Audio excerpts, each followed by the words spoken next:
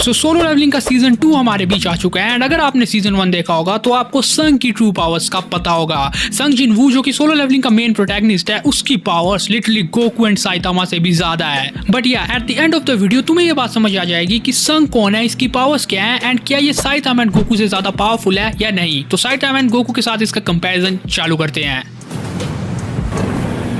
तो अब ना मैं तुम्हें संग के बारे में बताने वाला हूँ डिटेल के अंदर। इसका मतलब समझे, स्पॉयलर्स। इस पूरे वीडियो में सोलो लेवलिंग की मागवा या जितने भी चैप्टर्स हैं उन सबके स्पॉयलर्स हैं, इवन वन पंच मैन के भी हैं। तो अगर तुमने इन स्पॉयलर से बचना है तो तुम वीडियो को छोड़ सकते हो यहीं पे। सो अब ना सोलो लेवलिंग के इस यूनिवर्स में जब कुछ भी नहीं था, ये पूरा स्पेस खाली था, तो उस टाइम आया एब्सोल्यूट बीइंग, यानी इस यूनिवर्स का फर्स्ट बीइंग जिसे ये एब्सोल्यूट बीइंग कहते हैं, जिससे सब कुछ स्टार्ट हुआ। सो अब इस एब्सोल्यूट बीइंग ने लाइट एंड शैडो की पावर्स को यूज किया। इसने लाइट से 8 रूलर्स को बनाया एंड शैडो से बनाया इसने 8 मोनार्क्स। एंड अब इन्हीं 8 रूलर्स में से the greatest fragment of light था ऐशबॉर्न, जो कि इन रूलर्स में सबसे ज्यादा पावरफुल था एंड एक तरह से एब्सोल्यूट बीइंग का मेन बंदा था। अब ये जो ऐशबॉर्न है, इसके पास इन्फिनिटी लेवल की पावर्स थी, लेकिन बाद में धोखा हो गया इसके साथ। पीठ में खंजर, बीट रेट।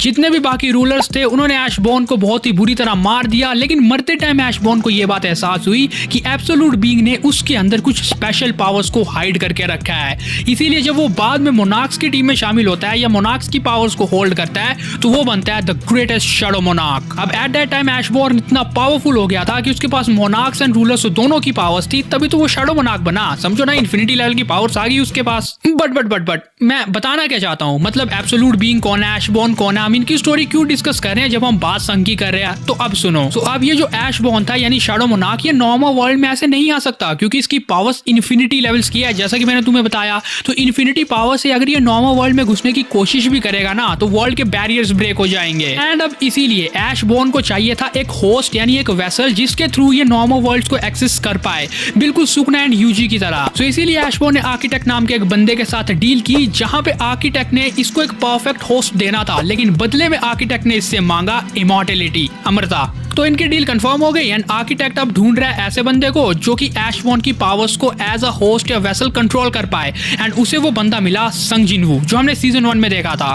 हाँ, वो बड़ी सी मूर्ति आर्किटेक्ट ही था। एंड अब संग जिनवू के अंदर उसने एक सिस्टम को इनबिल्ड कर दिया। तो बॉस इन्होंने सिस्टम को इसीलिए क्रिएट किया क्योंकि जरा खुद दिमाग लगाओ, अगर ऐशबॉर्न की पूरी पावर एक साथ ही संग के अंदर भर दी जाए तो संग ओवरचार्ज होकर ब्लास्ट हो जाएगा। इतनी पावर को सह नहीं सकता वो। सो इसी रीजन की वजह से आर्किटेक्ट ने एक सिस्टम को बनाया जिस सिस्टम की हेल्प से संग लेवल बाय लेवल अपनी पावर्स को इंक्रीज करता जाएगा। एंड यही तो कॉन्सेप्ट है सोलो लेवलिंग का कि उसके पावर लेवल बाय लेवल बढ़ती जा रही हैं। समझे कुछ? मतलब at the end of this whole chaos last में संग जिनवू को एक तरह से ऐशबॉर्न की सारी पावर्स मिलनी है एंड अगर एक साथ उसके अंदर भर दी जाती तो बंदा ब्लास्ट हो जाता ओवरचार्ज होके। इसीलिए धीरे धीरे करके सिस्टम के थ्रू लेवल अप हो रहा है ये। लेकिन मैं तुम्हें एक और बात क्लियर कर देता हूँ, ये सुकना एंड यूजी की तरह नहीं है कि ऐशबॉर्न संग की बॉडी के अंदर है तो वो संग की बॉडी का कंट्रोल ले लेगा। नहीं, ऐसा कुछ नहीं है, क्योंकि ऐशबॉर्न एंड संग की जब मीटिंग हुई थी तो संग को उसने साफ साफ बता दिया था कि मैं तुम हूं और तुम मैं हूं, तुम मेरी पावर्स को जब मर्जी यूज कर सकते हो। यानी एक तरह से संग जिनवू ऐशबॉर्न की सारी पावर्स को यूज कर सकता है एंड एक तरह से संग ही ऐशबॉर्न है एंड ऐशबॉर्न ही संग है। समझे ना कुछ? इसीलिए ऐशबॉर्न खुद चाहता था कि संग ही उसका होस्ट बने, इसीलिए उसने आर्किटेक्ट को भी फोर्स किया कि नहीं, यही होस्ट मुझे चाहिए। लेकिन अब यहाँ पे सारी इंपॉर्टेंट बात आती है कि संग की ट्रू पावर्स कितनी है। तो अब हम इसकी पावर्स एंड एबिलिटीज को देखेंगे, फिर साइतामा एंड गोकू के साथ इसका कंपैरिजन करेंगे।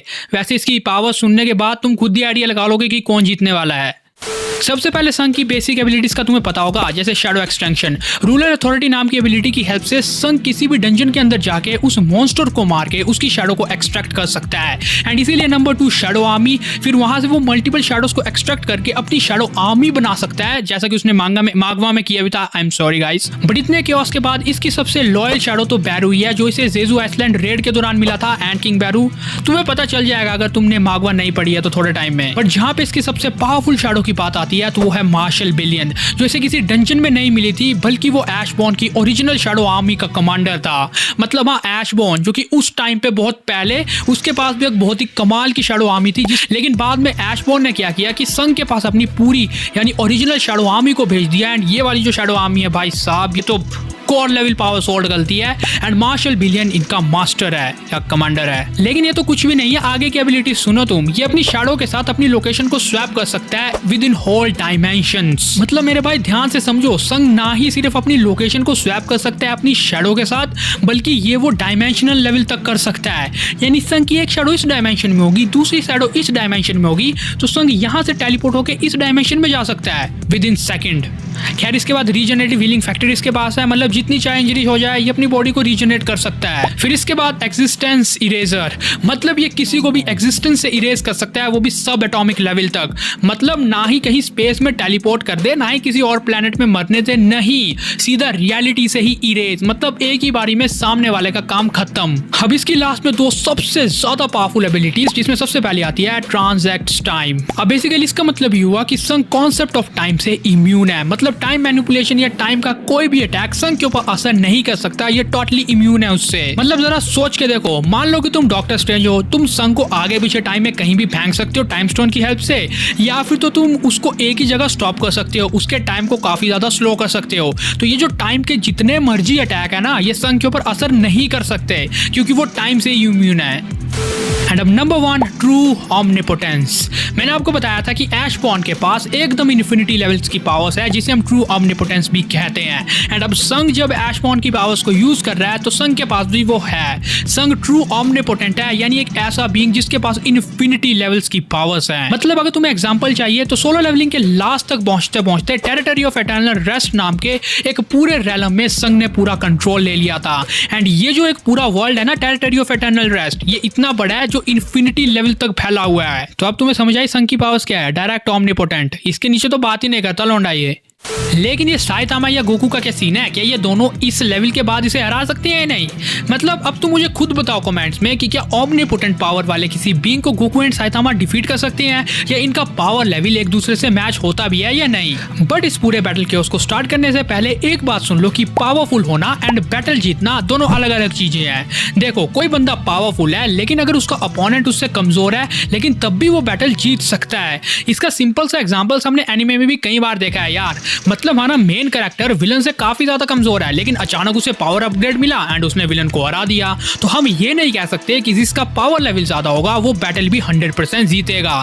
For example Jiren versus Goku. सो इसीलिए इस पूरे बैटल को हम दो पार्ट्स में डिवाइड करेंगे। पहले हम संग के साथ गोकू एंड साइतामा के पावर स्केल्स को कंपेयर करेंगे कि एक्चुअली में इन तीनों में सबसे ज्यादा पावरफुल कौन है। एंड फिर हम बात करेंगे कि अगर संग वर्सेस साइतामा या संग वर्सेस गोकू का बैटल हो गया, मतलब फुल 2-2 बैटल, तो उसमें कौन जीत सकता है। समझे कुछ? तो सबसे पहले अगर पावर लेवल्स की बात करते हो तो इतना तो तुमने अंदाजा लगा ही लिया होगा कि संग is so much powerful than Saitama and Goku. Like अगर तुम गोकू का एग्जांपल लेते हो ना, तो मास्टर अल्ट्रा इंस्टिंक्ट फॉर्म में वो बहुत ही ज्यादा पावरफुल था। एंड अगर तुम इसके रेड फॉर्म का एग्जांपल लो तो गोकू वर्सेस बैरस की फाइट से यूनिवर्स 7 शेक हो गया था। ये फीड हमारे पास है। अब यूनिवर्स 7 ड्रैगन बॉल के अंदर एक इतना बड़ा यूनिवर्स है जिसके अंदर मल्टीपल यूनिवर्सेस एग्जिस्ट करते हैं। इसका एक मतलब साफ हुआ कि गोकू इतना पोटेंशियल होल्ड करता था अपनी रेड फॉर्म में कि एक बड़े यूनिवर्स को शेक कर दे। बट द क्वेश्चन इज कि ये गोकू की रेड फॉर्म थी and master ultra instinct form इससे भी ज्यादा पावरफुल होगी। लेकिन इसके बावजूद भी हम ये नहीं कह सकते कि गोकू कोई मल्टीवर्सल या इसके लेवल का, नहीं, नियरली यूनिवर्सल इससे ज्यादा ये नहीं है। क्योंकि देखो यूनिवर्स को शेक कराने से हम किसी के ट्रू पावर्स का आइडिया नहीं लगा सकते। अगर तुम मार्वल या डीसी कॉमिक्स पढ़ते होंगे तो मार्वल कॉमिक्स के अंदर एक बार ज्यूस एंड ऑडिन का बैटल हुआ था, तो इन दोनों के बैटल से भी पूरा यूनिवर्स शेक हो गया था। एंड ये दोनों कैरेक्टर जस्ट एक स्काई फादर लेवल बीइंग्स हैं, मतलब बहुत ही ज्यादा कमजोर एज कम्पेयर टू गोकू। लेकिन गोकू ने भी तो शेक ही किया था ना, तो हम इससे ये थोड़ी ना कह सकते कि गोकू कोई यूनिवर्सल मल्टीवर्सल लेवल का कैरेक्टर है। बट हाँ, मास्टर अल्ट्रा इंस्टिंक्ट फॉर्म को देख के ऐसा लगता है कि ये नियरली यूनिवर्सल तक तो टच करता ही है। मान लो यूनिवर्सल, लेकिन तब भी एक यूनिवर्सल लेवल कैरेक्टर एक ऑमनिपोटेंट कैरेक्टर को नहीं हरा सकता, क्योंकि उसके पास इन्फिनिटी लेवल्स की पावर्स है जो उसे यूनिवर्सल क्या, मल्टीवर्सल क्या, ओमनिवर्सल से भी ज्यादा पावरफुल बना देती है। ओमनिपोटेंट यार, समझो। एंड सेम गोस टू अपना साइतामा। देखो अगर तुम वन पंच मैन के चैप्टर्स को अभी फॉलो कर रहे हो तो इसका बैटल लगा हुआ है एम्प्टी वॉइड के साथ या चालू हो रहा है। तो एम्प्टी वॉइड ने क्या किया, डायमेंशनल स्लैशेस का यूज किया, लेकिन बीच जंगल में साइतामा ने उन स्लैशेस को जस्ट ऐसे पकड़ लिया था, बिल्कुल ऐसे, मतलब बच्चे की तरह, और फिर बोल भी रहा है ये क्या बेकार चीज है। तो अगर तुम्हें नहीं पता तो एम्प्टी वॉइड की डायमेंशन स्लैशेस इतने पावरफुल है जो पूरी डायमेंशन को काट सकते हैं, मतलब पूरी डायमेंशन कट एक ही बारी में। एंड अगर तुम साइतामा के सबसे ओपी फीट लेवल्स की बात करो तो वो होगा कॉस्मिक गारो के साथ बैटल के दौरान। अब साइतामा वर्सेस कॉस्मिक गारो के बैटल में हमने क्या देखा था कि इन दोनों के बैटल से पूरे स्टार्स डिस्ट्रॉय हो गए थे इधर उधर के सारे। मतलब सोचो, साइतामा लड़ते लड़ते गैलेक्सी के मल्टीपल स्टार्स को डिस्ट्रॉय कर सकते हैं, जो कि साइतामा को एक गैलेक्सी या मल्टी गैलेक्सी लेवल कैरेक्टर बनाता है। मतलब साइतामा तो पूरा यूनिवर्सल तक भी नहीं पहुंचा, यानी पावर लेवल्स में ओमनीपोटेंट लेवल बीइंग संग के आगे वो भी कुछ नहीं है। तो हाँ, लास्ट कंक्लूजन यही निकल के आया, जहां पे तुम पावर लेवल्स को कंपेयर करते हो ना कि ज्यादा पावरफुल कौन है, तो गोकू भी ज्यादा से ज्यादा कि यूनिवर्सल तक गलती से टच हो जाएगा तुम्हारे लिए, मान लिया मैंने। लेकिन जहां तक साइतामा की बात आती है तो वो भी गैलेक्सी या मल्टी गैलेक्सी से ज्यादा नहीं है। तो ओमनी प्रेजेंस, ओमनीपोटेंट पावर्स को कहां ही टक्कर देंगे वो, यानी संग जिन वू पावर्स लेवल्स में या पावर्स एंड एबिलिटीज में उनसे काफी ज्यादा आगे है। यानी इन तीनों में कोई ज्यादा पावरफुल है तो वो है संग जिन वू। लेकिन एट द एंड ये था इस वीडियो का पहला पहलू, जहां पे हमने ये डिस्कस कर लिया कि ज्यादा पावरफुल कौन है, जो कि संग जिन वू है। एंड दूसरे पहलू में हम डिस्कस करेंगे कि अगर गलती से बैटल हुआ तब कौन जीतेगा, क्योंकि बैटल करना एंड पावरफुल होना दो अलग अलग चीजें हैं। अब यहाँ पे गोकू एंड साइतामा को लेके कोई भी श्योरिटी नहीं दे सकता कि कौन जीतने वाला है। देखो, गोकू जब भी हारने लगता है तो अपनी नई फॉर्म अचीव करके आ जाता है, कैमिलियन बन के कोई भी नया रंग बरंगा बन के आ जाएगा एंड अपने बाल उसके और लंबे हो जाएंगे एंड वो सामने वाले अपोनेंट को फाड़ के रख देगा। इसका मतलब ये हुआ कि अगर इनका कभी 2-2 बैटल होता है तो हो सकता है गोकू के पास एक नई फॉर्म आ जाए जो कि संग की ओमनीपोटेंट पावर से भी ज्यादा पावरफुल हो, यानी ओमनीपोटेंट, ओमनीप्रेजेंस, ओमनीसेंट सब पावर्स गोकू के अंदर आ जाए एंड वो संग को डिफीट कर दे। एंड सेम गोस टू भाई अपना साइतामा, क्योंकि साइतामा अब तक जिन भी अपोनेंट से लड़ा है ना, हमने उसके बेसिस में साइतामा को कंपेयर किया कि इसके फीट्स के बेसिस में इसका लेवल क्या है। एंड हो सकता है संग के साथ लड़ते लड़ते हमें ये पता चले कि साइतामा के ऊपर भाई ओमनीपोटेंट पावर्स का भी असर नहीं होता है। यार इस लाइट को क्या प्रॉब्लम हो रही है बार बार? गलती से साइतामा भी संग से लड़ता है तो कहीं हमें ऐसा पता चला कि भाई संग की पावर साइतामा के ऊपर असर ही नहीं कर रही है, क्योंकि साइतामा के ऊपर घंटा किसी की पावर का असर होता ही कहाँ है। मतलब तुम समझे, एट द एंड जब ये तीनों कैरेक्टर्स बैटल करेंगे ना तो उसमें राइटर के ऊपर डिपेंड करेगा कि कौन जीतेगा। मतलब देखो, गोकू भी अपनी फॉर्म्स को नई नई फॉर्म्स लाता रहेगा, साइतामा के ऊपर ओमनीपोटेंट पावर्स का भी हमें पता चला असर नहीं हो रहा है, जैसे इसके एनिमे का लॉजिक है। तो अगर तुम ड्रैगन बॉल या वन पंच मैन के लॉजिक को उठा के चलते हो तो उसके अकॉर्डिंग इन दोनों कैरेक्टर्स के सामने चाहे कितने भी पावरफुल बीइंग आ जाए वो उन्हें डिफीट नहीं कर सकते। गोकू कोई रंग बिरंगा बनके अपनी नई फॉर्म अचीव कर लेगा एंड साइतामा के ऊपर इनकी एबिलिटीज का असर ही नहीं होगा। That's it. लेकिन at the end of the time हम ये पता कर सकते हैं कि इनमें से ज्यादा पावरफुल कौन है इनके पावर स्केल्स को कंपेयर करके, लेकिन ये पता नहीं कर सकते कि बैटल कौन जीतेगा। इस बात का ध्यान रखना। तो इस वीडियो का फाइनल कंक्लूजन यही निकल के आता है कि जहां पे हम इनकी पावर्स को कंपेयर करते हैं कि इन तीनों में ज्यादा पावरफुल कौन है, तो वो है संग जिन वू, क्योंकि इसके पास ट्रू ओमनीपोटेंट पावर है एंड गोकू के पास नियरली यूनिवर्सल एंड साइतामा के पास मल्टी गैलेक्सी। लेकिन खैर एट लास्ट अगर मुझसे कोई डिटेल मिस हो गई है या तुम गलती से गोकू एंड साइतामा के फैंस हो, वैसे तुम वही हो, तो उसके लिए तो तुम एक्सेप्ट कर लो यार, मतलब पूरा डिटेल में बता दिया मैंने तुम्हें। लेकिन अगर इसके बावजूद तुम्हें ऐसा लगता है कि कुछ ना कुछ तो मिसिंग है तो तुम अपना ओपिनियन कमेंट में लिख के जरूर जाना एंड तुम्हारे ओपिनियन के अकॉर्डिंग कौन ज्यादा पावरफुल एंड कौन जीत सकता है वो भी बता देना। लेकिन इन माय ओपिनियन ज्यादा पावरफुल संग जिन वू है। खैर इस वीडियो को हम यहीं पे खत्म करते हैं। थैंक्स।